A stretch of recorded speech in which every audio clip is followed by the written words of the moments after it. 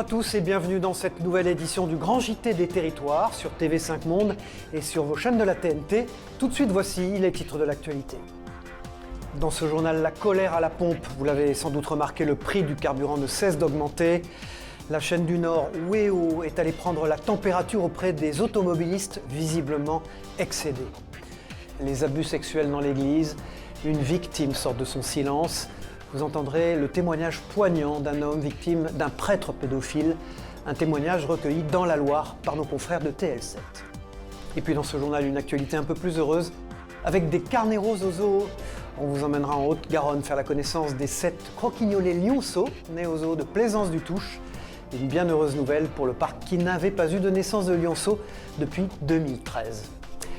Et puis en fin de journal, vous verrez que toutes les sorcières n'ont pas attendu le 31 octobre et la soirée d'Halloween pour sortir de chez elles. Elles s'étaient toutes donné rendez-vous à Rodemack en Moselle. Nous y étions pour vous. Faire le plein de sa voiture fait mal au portefeuille. Les prix à la pompe n'ont jamais été aussi élevés depuis près de 10 ans. Dans les stations-service, la colère gronde, comme ont pu le constater Caroline Fichten et Jérôme Houbron de WEO, la chaîne de la Voix du Nord. Cet automobiliste a fait le tour des pompes pour essayer de trouver le meilleur prix. Comme beaucoup, le coût de l'essence impacte assez lourdement son budget. Je roule beaucoup, ouais, comme je travaille sur Saint-Omer, donc du coup c'était une nécessité de trouver une essence moins chère. Ça fait cher à la fin du mois après pour aller travailler, quoi. 50 km par jour à aller, donc 100 km aller-retour. Sur un mois, ça fait 320 €. On fait des moitiés de plein au lieu des pleins. Pourquoi ? Parce que c'est trop cher. Ici, le gasoil est encore sous la barre symbolique des 1,50 €. 1,49 €, le seuil sera vite franchi. Dans beaucoup de stations essence, le sans-plomb est autour d'1,60 €, mais atteint ici par exemple 1,77 € le litre. Le coût des carburants en hausse rappelle à beaucoup le début des mouvements des Gilets jaunes en 2018. Tout le monde devrait se mettre ensemble et puis dire qu'il y en a marre, quoi. Si l'État prenait un peu moins de taxes, ça serait très bien, dans la mesure du possible, bien entendu. Voilà, il faut être réaliste, mais bon, je pense que l'État prend quand même une grande partie des taxes et que bon, ça permettrait de juguler le problème peut-être des hydrocarbures. Mardi, le ministre de l'économie Bruno Le Maire avait expliqué suivre l'évolution des prix et affirmé que si l'envolée se poursuivait, il faudrait, je cite, certainement réagir. Tout à fait autre chose dans l'actualité, il y a quelques jours, la commission indépendante sur les abus sexuels dans l'Église remettait son rapport, un rapport accablant faisant état de 216 000 victimes. Parmi elles, un habitant de La Roche-la-Molière, dans la Loire, Georges Magan, qui a accepté de sortir de son silence et de raconter son histoire à Céline Ercilia de TL7, la chaîne de la Loire. Nous permettons donc de vous écrire, car nous avons déjà eu des contacts personnels et nous voulons simplement vous dire notre proximité, notre disponibilité. C'est sûr, moi je crois en cette disponibilité, mais moi je le redis, il faut des actes, et des actes de la part d'un évêque, surtout. Georges Magan relit cette lettre signée par Monseigneur Bataille. Il y a quelque temps, il avait pu s'entretenir avec lui sur l'agression qu'il a subie par le père Pérard dans les années 70. Des attouchements qu'il a subis alors qu'il était en service militaire. Il avait accompagné le père Pérard 2 jours pour l'aider à installer un camp pour enfants. Et le soir, on a dîné, et après, bon, il me dit tiens, voilà, t'as ton lit qui est là, moi je suis là. Donc lui, il avait un grand lit, et le chalet était froid, puisque pas ouvert depuis longtemps. Et il me dit viens avec moi, là on se réchauffera, puis on pourra discuter un petit peu. Donc on a discuté, et puis là, ça s'est un petit peu emballé de son côté. Il a eu les mains baladeuses, et plus que baladeuses. Et voilà, le pire est arrivé. La parution de ce rapport est une avancée pour Georges Magan. Les chiffres et les statistiques sont frappants. Il attend désormais des actes de l'Église, mais aussi de la justice qu'il juge trop clémente face à son bourreau. Qu'est-ce qu'il a été condamné ? Condamné à rien. Il y avait des faits, il y avait des témoins, il y avait tout. Bon, on était là, on était à la barre. Il n'y a rien. C'est une personne qui repart tranquille. L'Église se prône en disant l'amour de Dieu, mais l'amour de Dieu, d'accord, mais l'amour des autres aussi. Et qu'un prêtre doit donner le bon exemple. Pour Georges Magan, l'Église ne peut plus se voiler la face. Le Rouchon réclame aujourd'hui des lois et plus de transparence de la part de l'Église. Voilà pour ce témoignage terrible. Sans transition, il y a 10 ans était lancé le réseau Espérance Banlieue, un réseau d'écoles adapté aux élèves en décrochage scolaire. Ces établissements aujourd'hui, au nombre de 17, proposent une alternative à l'enseignement classique. Et c'est ce qu'ont pu constater Michael Elmidoro et Nicolas Dandry de TV78 en se rendant au cours Charles Péguy à Sartrouville dans les Yvelines. Regardez. Il est 16h15, c'est la fin des classes au cours Charles Péguy de Sartrouville. C'est l'heure des services, ranger la cour, faire la vaisselle, nettoyer les vitres. Les 79 élèves de l'école sont répartis dans des équipes interniveaux. Chacune sa tâche. Pour l'équipe de Stacy, c'est le nettoyage des tables et des chaises de l'école. Quand on fait un service, il faut être toujours ensemble et non à droite ou à gauche. Créée en 2016, cette école fait partie du réseau Espérance Banlieue. Elle compte 7 classes du CP à la 5e. Marie-Pierre Collet est enseignante depuis 30 ans, arrivée dans le réseau il y a 4 ans. Elle enseigne aujourd'hui à une classe de CM2. En REP, j'avais 24-25 élèves. C'est comme si là, je les avais tout le temps en demi-groupe. Donc on peut se permettre quand même beaucoup plus de manipulation, en sciences notamment, et d'ailleurs dans toutes les autres matières. Cet établissement destiné aux élèves décrocheurs du primaire au collège, c'est la possibilité pour ces jeunes de développer aussi un sentiment d'appartenance. Des équipes au nom de personnalités historiques, un uniforme commun à tous et l'hymne national entonné chaque lundi matin en levant le drapeau national. J'aime bien qu'il y ait des uniformes et j'aime bien aussi qu'on s'assemble le lundi pour chanter l'hymne national. Alors l'uniforme, c'est un vêtement effectivement que les enfants méritent. Lorsqu'ils arrivent à l'école, ils sont civils, entre guillemets. Et de par leur attitude en classe et à l'extérieur de la classe, ils montrent qu'ils ont acquis et qu'ils mettent en pratique les 5 règles d'or qui sont être joyeux, penser aux autres, être propre et ordonné, être vrai, et bien travailler, être curieux. Et ce soir-là, la cérémonie des avis a permis de récompenser 2 élèves. Nous avons pu vous voir progresser de jour en jour depuis le début que vous êtes ici. Est-ce que vous vous engagez par cette prise d'uniforme à respecter les 5 règles d'or? Eh bien, avec une grande joie, je vous le donne. Merci. Avant de conclure la journée sur le traditionnel cri de guerre du cours Charles Péguy de Sartrouville. En l'honneur de l'Aïna et de Shiva, cours Charles Péguy.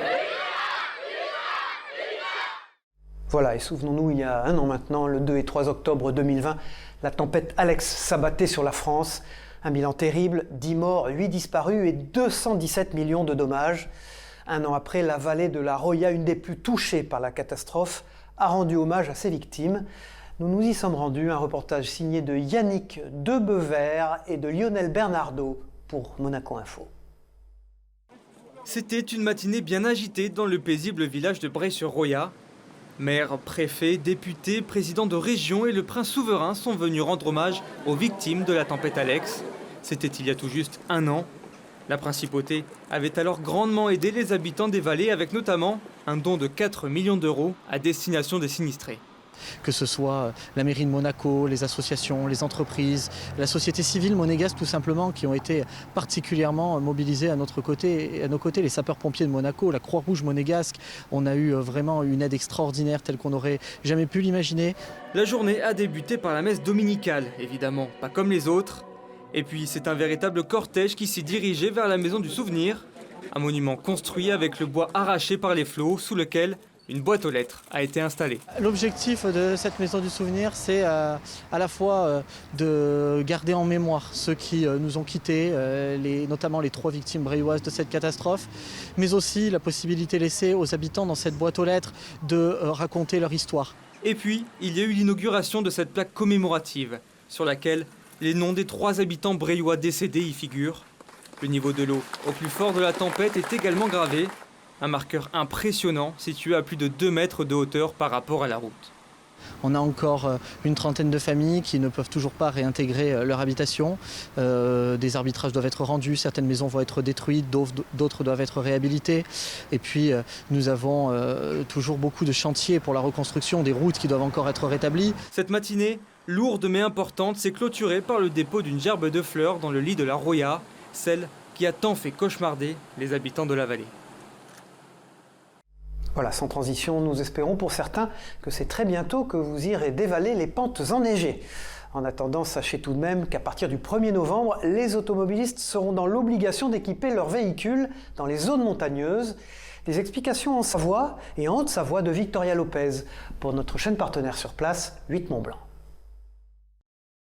Le 1er novembre, la réglementation va changer dans nos pays de Savoie. Sur toutes les routes de nos 2 départements, les automobilistes devront être équipés pour affronter l'hiver. Mais de quel équipement parle la loi ? Sur le site du gouvernement, on peut lire que dans les zones établies par les préfets, les véhicules légers, utilitaires et les camping-cars devront soit détenir dans leur coffre des chaînes à neige, métalliques ou textiles permettant d'équiper au moins 2 roues motrices, soit être équipés de 4 pneus hiver. La loi concerne 48 départements situés dans des massifs montagneux. Pour chacun d'entre eux, c'est au préfet d'établir la liste des communes et des axes concernés. En Savoie et en Haute-Savoie, tous les axes routiers et toutes les communes sont concernés sans exception du 1er novembre au 31 mars 2022. Les garages sont déjà pris d'assaut. Là, en ce moment, on est sur un rythme de 150 personnes qui appellent par jour pour prendre des rendez-vous, plus près d'une petite centaine de personnes qui passent. Au moins pour se renseigner. Des pneus adaptés, c'est-à-dire portant la mention 3P MSF ou M+S, des chaînes ou des chaussettes seront donc nécessaires pour rouler sur les axes savoyards et haut-savoyards cet hiver. Mais la pédagogie et l'information seront de mise jusqu'en 2022 et les manquements à l'obligation ne seront pas encore sanctionnés cet hiver. Pour ma part, non, ça ne changera pas. Je trouve que c'est un peu tôt parce que maintenant la neige arrive assez tard quand même. En plaine, il y a quand même beaucoup moins de neige sur ces 10 dernières années. Donc je trouve ça un peu tôt de vous à moi. Mais en soi, de toute façon, il faut les mettre parce que allez vous amuser avec des pneus été sur neige, on verra ce que ça donne. L'obligation d'être équipé ne concernera pas seulement les habitants de nos départements, mais aussi les visiteurs, à commencer par les nombreux voyageurs qui séjournent dans nos stations pendant la saison d'hiver. Voilà, dans ce journal maintenant, nous partons pour l'Occitanie, pour une initiative utile. À Cornebarieux, au nord de Toulouse, la capitaine de police, qui s'appelle Céline Gardel, donne depuis janvier des formations aux forces de l'ordre et aussi aux agents de sécurité volontaire pour lutter contre la maltraitance animale. Une formation dont elle détaille le programme au micro de Geoffrey Priol pour Via Occitanie sur place. Nous avons tout ce qui est l'intervention face à un chien en stress ou dangereux. Nous avons ensuite toute la réglementation des chiens de catégorie et ensuite tout ce qui est les atteintes à la vie et à l'intégrité de l'animal. Donc tout ce qui est les infractions, c'est-à-dire le volet du contreventionnel et du délictuel, puisqu'il n'y a pas de criminel en droit animalier. Après l'Occitanie, nous partons pour la Nouvelle-Aquitaine. Elles sont sur toutes les cartes postales. Je parle bien évidemment des cabanes Tchanké du bassin d'Arcachon, dont l'une d'elles a été d'ailleurs construite il y a plus de 80 ans. Alors normal qu'elle ait droit à quelques petits travaux de rénovation. Dominique Parmentier de TV7, la chaîne du groupe Sud-Ouest, s'est rendue pour nous sur le chantier. Regardez. Elles trônent au milieu du bassin d'Arcachon comme 2 sœurs jumelles inséparables et indissociables du paysage. Si la cabane numéro 53, celle au volet blanc, a été entièrement reconstruite à l'identique en 2007, la numéro 3 au volet rouge, qui date de 1945, menace de s'effondrer. Les 26 pieux en bois qui la soutiennent sont totalement rongés par la mer. C'est pourquoi la ville de La Teste a décidé d'entreprendre en urgence des travaux de consolidation. Menés par une entreprise spécialisée, ils ont commencé le 29 septembre dernier. Notre travail, c'est de remplacer les pieux bois par des pieux béton. On remplace la partie inférieure qui est abîmée et altérée et on vient chercher la partie propre du bois en hauteur de façon à pouvoir se raccorder. Un chantier difficile, au gré des marées. On peut travailler que sur le basse-mer, de façon à ce que l'eau ne soit pas un obstacle aux travaux. Et après, cette semaine, sur des coefficients importants, on a un temps plus court à travailler que ce que l'on avait la semaine dernière. Le chantier devrait durer encore 2 ou 3 semaines. Coût de l'opération, 130 000 €. Une consolidation temporaire en attendant sa reconstruction inévitable, car personne ici n'envisage de voir disparaître ce patrimoine identitaire. Mais dans ce site classé Natura 2000, soumis à de nombreuses contraintes réglementaires, la procédure sera forcément longue. Il va falloir, lancer des études et monter un projet en instruction, donc en respectant toutes les phases administratives. Mais ce sera un autre prix, de l'ordre d'1 million d'euros. La ville de La Teste espère trouver des subventions. Elle a même lancé un appel au mécénat, visiblement déjà avec succès. Voilà, nous partons pour la Sarthe maintenant. Je vous emmène au salon Faites Lire, au Mans, où était invité Plantu, le célèbre caricaturiste. Laure Girard de LMTV sur place lui a tendu son micro et voilà ce qu'il a dit au sujet de l'évolution de son métier. Écoutez.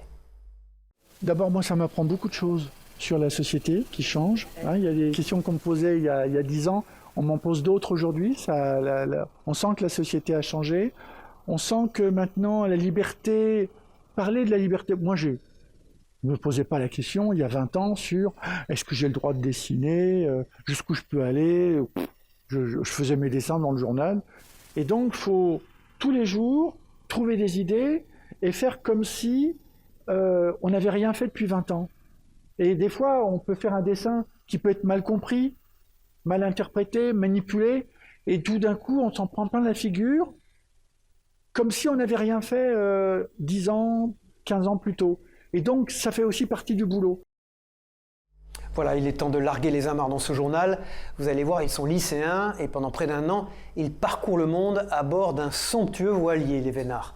Avant de jeter l'ancre à Porto, au Portugal, ils étaient de passage à Saint-Malo et bien évidemment, nos consoeurs de TVR à Rennes, Capucine Collin et Agathe Harel ont voulu rencontrer ces lycéens pas comme les autres. Regardez. Hei, jeg heter Alexandra. Jeg er 17 år, jeg kommer fra Oslo i Norge. My name is Matej, I'm 17 years old and I'm from Los Angeles, California. Jeg heter Lisa, jeg er 17 år og jeg kommer fra Stavanger i Norge. Ils viennent des 4 coins du monde et ils ont embarqué pour une aventure de 10 mois à bord du Sørlandet, un voilier norvégien de 1927. Pour cette expérience, chacun a dû débourser 62 000 €. Mais attention, ici, pas de suite de luxe, on vit comme des vrais marins. Vous voyez ces crochets ici ? C'est là qu'on installe nos hamacs. Dans la cale du bateau, les 60 lycéens dorment, mangent et vont en cours, car pas question de laisser l'école de côté. Et quand on est en classe, on tire ce rideau pour diviser la pièce. Comme ça, on a un groupe ici et un autre là. Cours de maths, d'histoire, mais aussi de navigation. Sur le Sørlandet, ce sont les jeunes qui mènent la barque. Pour leur première escale depuis leur départ de Norvège, ils ont jeté l'ancre dans la cité corsaire. Notre venue à Saint-Malo est un heureux hasard. En 2019, nous naviguions vers une autre destination, mais finalement ça n'a pas fonctionné. Alors on a décidé d'accoster à Saint-Malo et ça a été une expérience incroyable pour nos élèves. Après 2 ans de pandémie, cette aventure maritime s'est présentée comme une bouffée d'air frais. C'était incroyable quand on a enfin quitté la Norvège. Tout le monde était super heureux, on sautait partout sur le pont. Et quand on a aperçu la France en s'approchant des côtes, quand on a découvert les maisons et le paysage, c'était un sentiment dingue. C'est tellement différent de ce qu'on connaît en Norvège parce que chez nous, il n'y a que des petites maisons en bois. Et ici, il y a des magnifiques maisons en pierre et en briques, c'est super beau. Prochaine destination, Porto, au Portugal. Retour en Nouvelle-Aquitaine, direction Limoges et son club de plongée sous-marine. Certes, point de mer ni d'océan à l'horizon, mais ces amateurs s'exercent d'abord en bassin avant de pouvoir aller chatouiller les poissons. Et Benjamin Delmas de 7 à Limoges a pu assister à un de leurs entraînements. Regardez. Pareil pour le Grand Bleu, chaque mardi, ces passionnés de plongée se réunissent pour partager leur plaisir d'évoluer sous l'eau. Une plongée à 4 mètres de profondeur dans une eau à 28 degrés.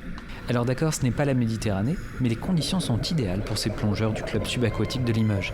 On démarre notre nouvelle saison après une période un peu compliquée et premiers entraînements ce soir en piscine. Ils ont choisi de s'entraîner dans la piscine de Beaublanc, un élément de sécurité pour acquérir des réflexes sous l'eau. C'est-à-dire qu'en mer, on a tout de suite les poissons, la motivation, la beauté et la raison pour laquelle on est là, c'est-à-dire le milieu marin. Alors qu'en piscine, on va acquérir des réflexes. Alors l'idée, bien sûr, c'est un club subaquatique, c'est d'amener les gens sous l'eau, de leur faire partager, découvrir ce qui se passe sur les fonds sous-marins. La beauté des fonds sous-marins, effectivement, en piscine, puisque nous apprenons en piscine, il faut bien commencer à quelque part.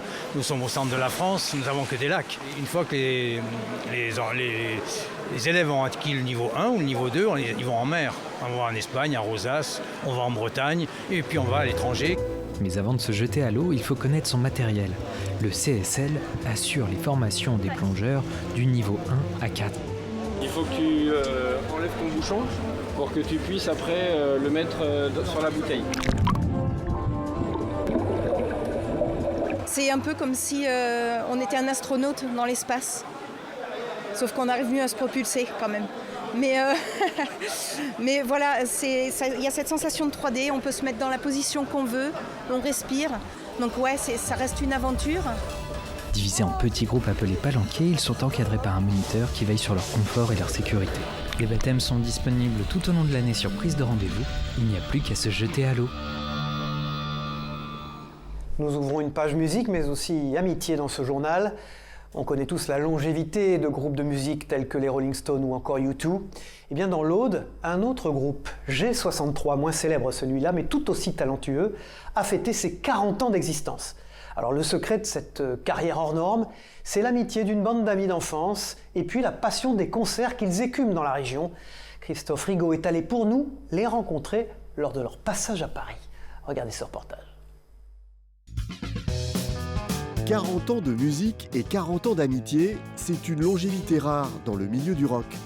Mais ce ne sont pas les seuls points communs de Serge, Jean-Louis et Olivier, tous membres du groupe G63.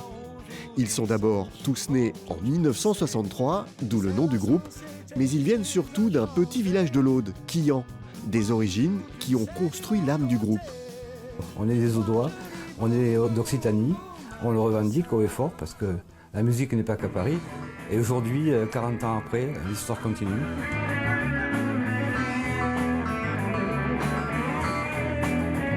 On écoute beaucoup la musique anglo-saxonne, les Queen, Kansas, Girls, les Purple, les Zeppelin, tout ce qui va avec. Et on est passionné de ça. Avec un son résolument pop-rock, les textes de G63 parlent de notre quotidien. Le chômage, ça peut être l'amour, ça peut être l'infériorité de quelqu'un, voilà, et donc je parle là-dessus. Profiter du temps qui passe, notamment sur un morceau comme un jour ou l'autre, voilà, et ça parle là-dessus, quoi. Mais le carburant du groupe, ce sont avant tout les concerts, face à leur public, mais aussi en assurant les premières parties d'artistes reconnus. C'est Patrick Bruel, ça. Il y avait 15 000 personnes. On n'est pas trop habitué à ce genre de choses. Non. Mais on y a pris goût, par contre. Jouer en répétition avec les amis, c'est très très bien, c'est super. Faire de la musique, c'est génial. Mais alors, les concerts, c'est l'aboutissement de tout ça. C'est le plaisir, mais alors à l'état pur. De passage à Paris, le groupe a fait un petit détour par une salle mythique, l'Olympia. Un rêve pour ses musiciens, mais pas une fin en soi. Quand on fait de la musique, la première notion, c'est la notion de partage. Nous, qu'on joue à l'Olympia ou qu'on joue sur une charrette, c'est pareil pour nous. C'est le partage. Mais c'est vrai que ça serait l'aboutissement et la récompense de beaucoup d'années de complicité, beaucoup d'années de travail. Et ça serait génial de montrer que des gens de l'Aude, d'Occitanie, peuvent aussi, un jour, avoir leur place à l'Olympia.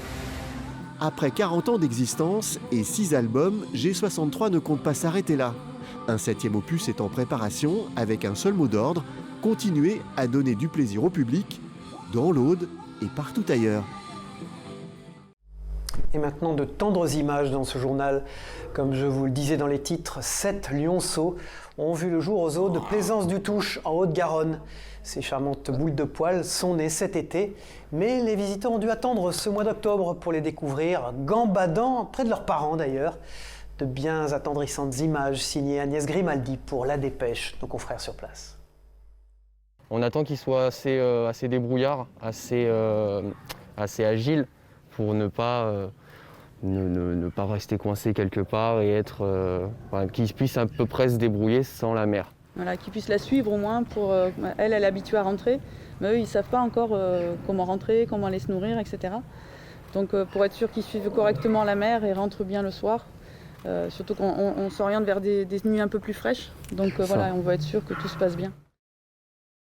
Voilà de bien tendres images de ces lionceaux adorables.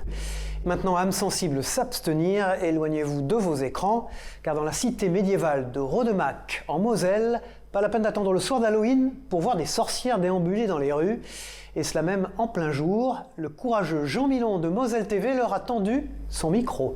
Écoutez les sorcières. Pour le grand retour de la fête des sorcières, les visiteurs ont sorti leurs plus beaux costumes. Mais alors, à quoi reconnaît-on une sorcière réussie ? Je pense que c'est très maléfique, donc ça serait plutôt vers le noir, avec des chats noirs, des animaux qui vont avec, tout ce qu'on connaît, corbeaux, rats. À son gros nez. À ses beaux yeux. C'est libre cours à l'imaginaire, hein, donc chacun est la sorcière qu'il souhaite. Un concept qui visiblement cartonne dans les rues étroites du centre historique. Difficile de se frayer un chemin.